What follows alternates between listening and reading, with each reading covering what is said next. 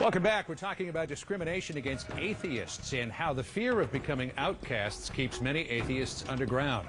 Let's turn to our Out in the Open panel again. Atheist Ellen Johnson is here with us, the Reverend Jesse Lee Peterson, and radio talk show host Rachel Maddow. So let me turn to you first of all, Ellen. Do atheists bring this on themselves by going to the Supreme Court with campaigns like trying to take the words "under God" out of the pledge, trying to take the words "in God we trust" off of the currency? You're 1 to 3% of the population. Why are you so noisy? By trying to uphold the Constitution of the United States. I think that's being a good citizen. I think that we should be applauded for it. However, most atheists are in the closet, unfortunately. We haven't seen that. This is just the tip of the iceberg.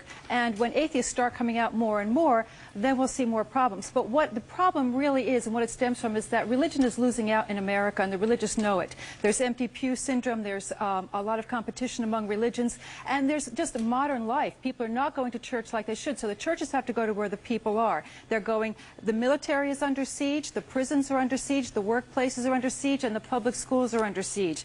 And the religious are getting very angry, and they're fighting back. And when they see an atheist who tries to uphold the Constitution and challenge them when they break the law, then there are all kinds of problems. And mind you, they also go after religious people. In Pontotoc, Mississippi, when a Christian woman said that organized prayers in that school, the public school systems there, were wrong, and she challenged it, they went after her with a vengeance. Right. Bishop John Shelby Spong received 15 death threats because of his liberal views. So it's not just atheists. Reverend Pearson, you're losing out? Is that no, why you're discriminating against these people? Atheists are hypocrites.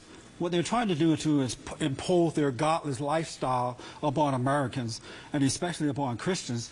This great country was built on the idea of God, family, and Constitution, and they want to change that. Now, if they want to be an atheist, it's okay to do that, but just go and do it, and don't try to change America. Remove God out of the lives of everybody. Christians are just fighting back, and real fast. We saw the same thing with the radical homosexual movement. They decided to come out of the closet, and what they did was they imposed their lifestyle upon Americans.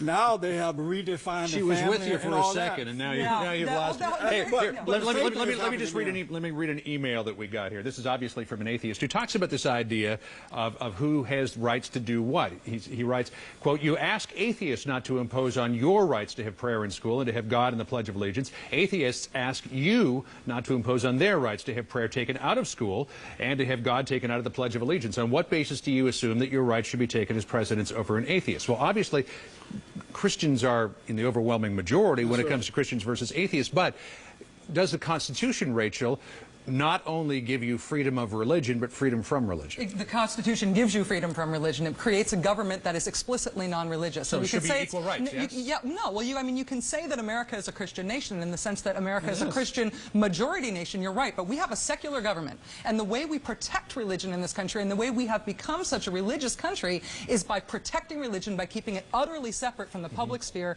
and from government. And so there's, that's not the American way, though. Yes, it is. We have Christianity in the public schools first. We're running out of time, so make it quick.